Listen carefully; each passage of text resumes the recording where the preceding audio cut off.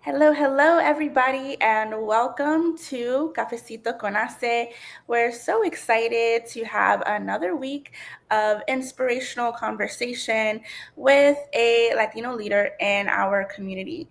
You're probably wondering, where is Patricia? My name is Ayla Jallo. I am the community lead of Amigahood. And if you haven't heard the news, earlier this year, HACE acquired the We All Grow Amigahood community from We All Grow Latina. So it's been a beautiful merger of two communities who have been doing impactful work for Latinos, Latinas, all across the nation. So just a little bit more about Amigahood. We are a free global digital community for Latinas. There is a link if you want to join, and we have our own programming that speak to professional development as well as personal development for Latinas. So I'm excited to lead today's conversation and speak to a Latina who is doing great work, not just for our community, but also in the sales world. So welcome, Tania Godoy. If you don't know her, she is the president of the Latino BRG and regional vice president of sales for Grainger. Tania, thank you so much for joining us today. How are you doing? Wonderful. Thank you for having us. Thank you for having me, excuse me. Amazing. Well, this is Cafecito con HACE, and we just need to know, how do you like your cafecito or coffee prepared? And what is your morning beverage of choice if you're not a coffee drinker? Yeah, no, I appreciate the question. So, cafe is a happy place for me. I have cafe every single morning, twice in the morning, right before noon, and probably another one in the afternoon. It is a guilty pleasure. The way I like my cafe now, as I've gotten older, is black, no sugar, no milk, just 100% black. But I'll tell you, when I was younger, I don't know that my household ever operated without coffee. You know, my parents every single day got together, had a cafecito during the morning, had a cafecito right before lunch. And so cafe plays a huge role, I think, culturally for many Latinos, but for me in particular, it was the way that we operated every single day with cafecito. Yeah, totally agree. And anyone watching, please drop in the chat, how do you take your cafecito? We'd love to know. It's such a cultural staple. I mean, Cafe Bustelo was always in my home. My mom drinks it every single morning. She would drink it in the afternoon, sometimes at night. And so I have my greca here. If you can't even see it. But yeah, we always Cheers. prepare. Cheers. We always prepare our cafecito and our greca. And so, yeah, it just feels like home, right? When you take It that first does. sip. Well, I'm excited to get into the conversation today over our cups of cafecito. And also for anyone watching, we love to know where you're tuning in from. I'm personally based in Dallas. Tanya, where are you based? I am in New York. New York. Okay. I'm in New York. Well, Tanya, could you tell us more about your cultural and professional background, how your journey from customer service representative all the way up to regional sales vice president has been shaped by your identity? Yeah, I would love to. So I am born and raised in New York, born in Brooklyn, New York, first generation from my family. My mother was born in Ecuador, came over to the United States at 18 years old. My father was born in Puerto Rico, but came over to Brooklyn, New York at a very, very early age. So I somewhat would like to say that my dad was New Yorican over the time because he really adopted the Puerto Rican from New York as his primary Puerto Rican self. And so, but both my Ecuadorian roots and my Puerto Rican roots have deeply influenced who I am today, personally and professionally. I'd say that growing up in a multicultural household for me made me appreciate diversity, even diversity amongst Latin countries, right? Because both Ecuador and Puerto Rico are very different. Yeah. And the importance of building connections across all of those different backgrounds, specifically around the countries that my family were from. And all of that played a huge role for me, Ayla, in who I became professionally over time. If I think about my professional journey, yes, I started as a customer service associate at Grainger here in Queens, New York. And I quickly learned that creating those connections, creating those relationships would become key to my success at Grainger. And and I was able to take those experiences, and it gave me eventually confidence and courage to pursue roles outside of customer service. I threw my hat in for a sales role that I had no experience in, shortly after coming to Grainger and doing customer service. And that took off my professional career at Grainger in the sales part of our organization. And I've been there ever since for over 2 decades. And so I definitely think that my personal has contributed a lot to the success that I've had over the last 2 decades, and to my leadership style, as I've continued to progress in the organization. And so um, I think the one thing I would reinforce is, me being able to make those connections personally, and the way I looked at my personal connections and how that applied to my professional, gave me different ways of thinking about how to connect with customers. They all come from different walks of life. They all have different experiences, different backgrounds.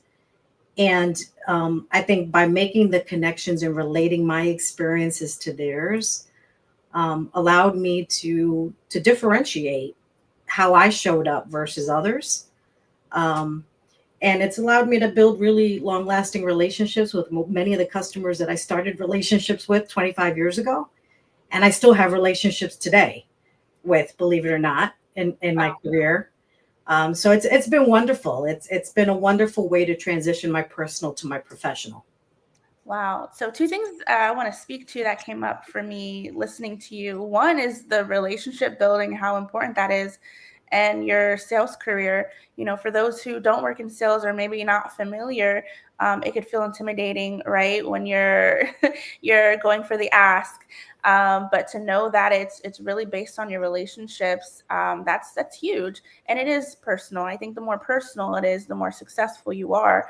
And so that just goes to show that you showing up as yourself in your career, especially in sales, is actually to your advantage, right? When a lot of us, may have been taught that we need to put on a mask when we enter our corporate jobs, when really being yourself is probably your best bet. So that's the first thing I want to congratulate you on and really point out to everyone listening. And then the second thing is, you said that you just put your name in hat for this sales role, and your background up until that point was customer service. So how taking a risk and betting on yourself can really open up doors that lead to, I mean, decades long career that really changed that one decision, changed the trajectory for you. And so for everyone listening, I mean, take that into consideration when you don't feel like you are qualified for a role or for an opportunity. You never know what saying yes to yourself can open up for you.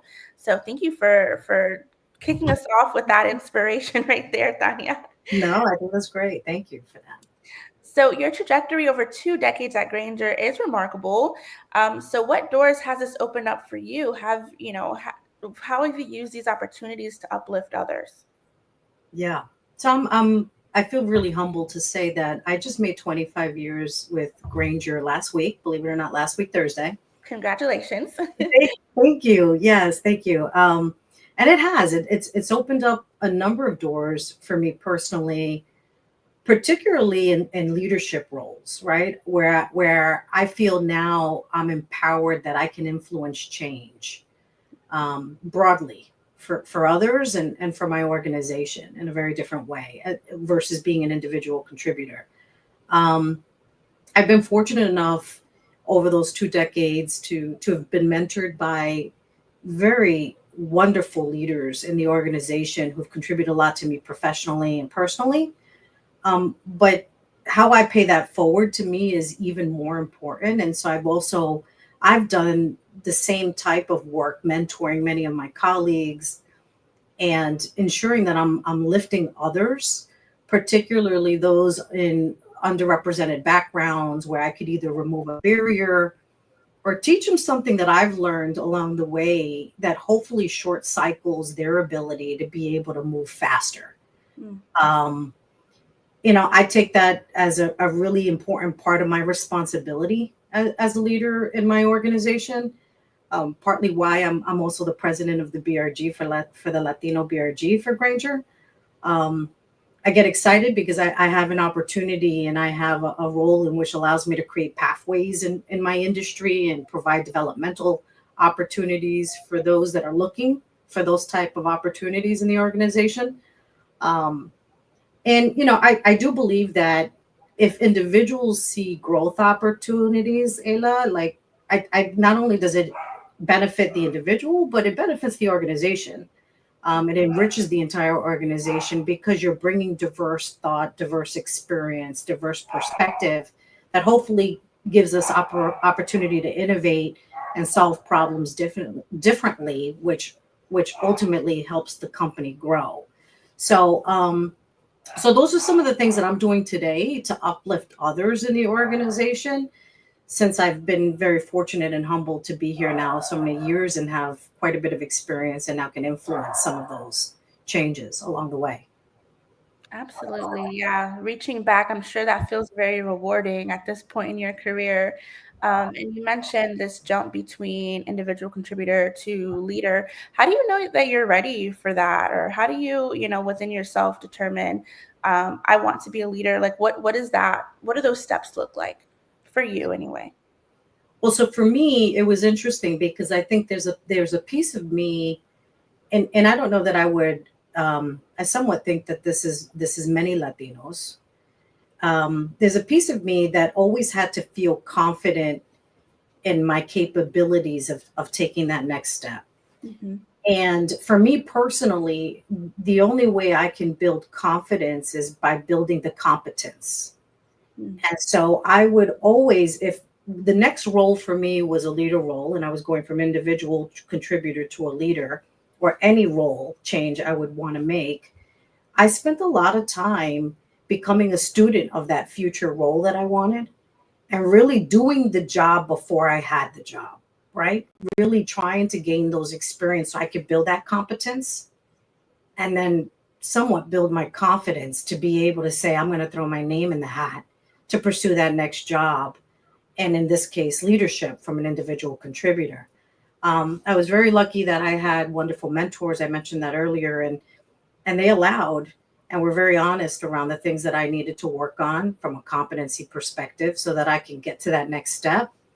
And I worked really hard to make sure that I did those activities, that I got those experiences, that I invested in myself so that I can build up my confidence. I'll tell you, there were times that people in my organization felt more confident about my ability to do the role than I did. And it may have taken me a little bit longer to convince myself that I was ready to Hmm. take that next step. But that was like the approach I took to ensure that going from individual contributor that I could eventually lead broader teams, lead my own team, lead national teams, lead teams across various different departments. It was always giving myself the skill so that I felt really good I was capable of doing it. Wow. That that is so inspirational. Even you saying, you prepped for the job before you had it. I mean, you have to really have a vision for yourself to even have the confidence to put that foot forward, right? Before that door opened, you knew that it was there and that it would open for you. For anyone watching, we'd love to know in the chat, what's resonating so far. How are you feeling? What parts of these conversations are really speaking to you? So Tania, my next question, so we talk about all these doors opening, but I'm sure there are some barriers too. What specific barriers have you broken for Latino professionals in sales leadership? And what barriers do you still think we need to break as a community? Wow. Um, that's an amazing question. I'll tell you, throughout my career, when I started my career 25 years ago at Grainger, I tell you that not a lot of people look like me.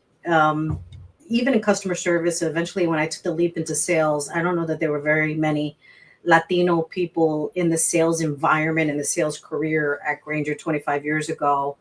Um, and I would also say that in maintenance repair operations, which is the core of what Grainger does, there weren't many women doing it at Mm, that time. It was a pretty male dominated environment. And so I'd like to believe that over the last 25 years, I've worked to challenge the stereotypes that existed in my industry and the maintenance repair operation industry, um, which I think I've done a pretty decent job at doing over the course of my career of 25 years. You know, not many people in sales 25 years ago were Latino across the organization at Grainger. But right. I'm proud to say today, um, we're represented across every single department there is at Grainger, which means we've come a long way. I think I believe I've been able to demonstrate to Latino professionals that we can excel in sales leadership roles. And since then, I've been advocating for more inclusive hiring practices, mentorship programs at Grainger, internships that support emerging leaders so that we can get more Latinos engaged in sales management and sales leadership. Um, However, I think there's still a lot to be done in breaking barriers, Of and course. I tell you that visibility and representation in upper management to me is still an area of opportunity for all corporate companies everywhere. Um, that's not specific to my organization. I think it's a barrier that we should collectively be trying to break, um, as a Latino population. For sure, for sure. Thank you for saying that. And that's what we strive to help with here at HACE. Shameless plug, but yeah, I mean, one, I want to say it is amazing that you've seen such a change over the 25 years of your career. But there's always opportunity, right, for us to be even more present. And some of it, is it you can ask the question, what can we do differently? But also there are systems that need to change that allow for our voices to be heard, for our voices to be appreciated in those rooms. And so hopefully, with more brave voices like you, we'll get there. So, Tania, you've consistently driven above goal achievement year after year. It's, very noteworthy. How do you leverage your cultural perspective and community connections to build the strategic partnerships that fuel that success? Yeah, I would go back to what I initially started with, where I say that my superpower has been what most Latinos are known for is like we love to get together, we love to make connections, we love to build relationships. It's just culturally ingrained in us, I think. I do think that the diverse experiences that I've gained because of the different cultures that my family, um, it obviously represent, and then eventually I married a Colombian man, so I think I represent every Latino culture. Um, but my I think my diverse experiences have enabled me to connect with clients, with customers in a very unique way, and really understand their needs in a unique way. Again, my career started in New York City, which very fortunate is a very diverse city, probably the most diverse city in the world. Yeah. And by leveraging, I think, my background and my community connections, I was able to strategically build partnerships that were mutually beneficial with customers because I understood culturally what they were trying to achieve, whether it was personal goals or professional goals. I also knew my communities and Hmm. what they were trying to achieve. Um, I think those cultural connections have allowed for me to innovate, to solve problems differently, to think about like what's important to the individual within these geographies that I've covered. I've covered all of the United States, in various different roles here in my organization, and I don't think that changes whether it's in New York City or whether it's in Texas or Illinois or California or Florida. It's like, how do you build the connection and use your experiences to solve those problems with your unique experiences? And I think that's what's resonated with my customers, and have ultimately contributed to my success and the over goal achievement year over year, as I've had this long lasting career at Grainger. And so I go back to the connections, Ayla. I think that those are the probably the superpower for all of us as Latinos, Yeah. is the connections we make. We love to get together. So Yeah, absolutely. I was gonna say that. I mean, the more I'm listening to you, the more I can hear that really our Latinidad is it's our superpower. You know, our cultures, our superpower, our language, our what we come in with. You know, what we were born with. It's our superpower, and how um, how transformative it can be when we really leverage that power in the workforce, and using that, right, to not just advance for ourselves but also be a real asset to the companies that we're working for. um, well, Tanya, I mean, when you look at the next generation of Latino sales leaders and executives, what transformation do you most want to see? I mean, you've seen a lot. What would you like to continue to see, and how are you actively working to make that vision a reality? that's a powerful question. Um, Looking at the next generation of Latino sales leaders, what I probably would say I would want to see as the transformative change is representation and inclusivity within that executive position level. You know, I Latinos make up what, 19% of the US population, and today I would say that Latino executives across maybe Fortune 500 companies are 3%, Mm. and women are less than 1%. Oh, yeah. And so I'd say I'm actively working to continue to invest in mentorships of those in my organization, giving team members that are qualified, pursuing sales career opportunities, a chance, right? A chance, same way someone gave me a chance, um, to be able to learn and hopefully remove barriers for that individual so they can grow faster. Um, Advocating for initiatives to help develop those that are seeking leadership roles in organizations like ours so that they can have the confidence like I needed many times and doing more. Um, I think that is how I pay it forward and how I hopefully advance what the future generation should look like for organizations like mine. I think it's critical to empower the next generation and really to empower them to be change makers in our field and in all fields, right? And so I do think that that's a big responsibility that I think we all have, but one that I take really personal based on the support that I had over the last 25 years and those that made it possible for me. Wow, Tanya, thank you for all of the work that you're doing, and thank you for always carrying your community in your heart, in your career. Just based off of what I'm hearing from you, you've always reached back to those coming after you and those alongside you. So I just want to thank you for that, and please just continue to be an advocate for us in these spaces. And thank you also for sharing time with me here at our cafecito. Everyone listening, thank you so much for being here and spending time with us. So, speaking of leadership development and all the things, I do have a couple of announcements I do want to close with. At HACE, our 2025 fall program applications are open. So, you'll see those links in the chat. Apply for either one of our student or professional programs.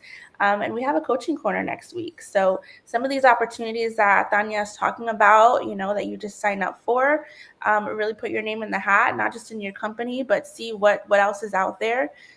Please come to our coaching corner and see how it can be beneficial to you. Tell your friends about it, tell your coworkers about it.